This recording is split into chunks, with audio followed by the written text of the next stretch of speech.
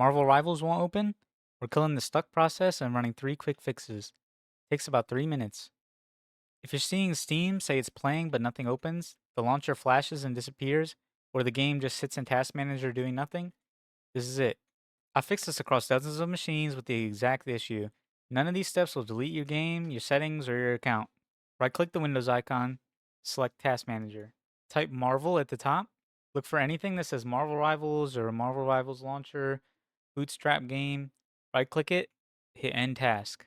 Do that for every Marvel Rivals process you see. Kill them all. Now go back to Steam and hit play. Try it now. If that fixed it, drop a comment saying fixed. It helps the next person find this.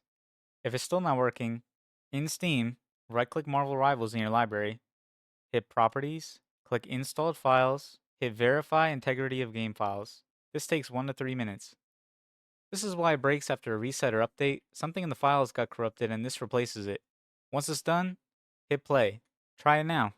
If that didn't get it, in Steam, right-click Marvel Rivals, go to Properties, then Installed Files, then Browse, Marvel Game, Marvel, right-click it, hit Properties, go to Compatibility tab, check Run this program as an administrator, and disable full screen optimizations, and hit Apply. Then OK.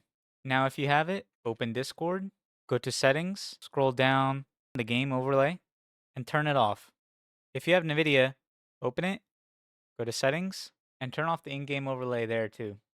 This looks like a bunch of boxes, but none of it touches your game data. It just changes how Windows launches it. Hit play, try it now. When it's working, the launcher window will appear on screen and you'll see the main menu load in. That's your confirmation. Drop a comment saying fixed. It helps the next person find this video. If it's still not working, drop a comment with exactly what you're seeing. I'll help you out.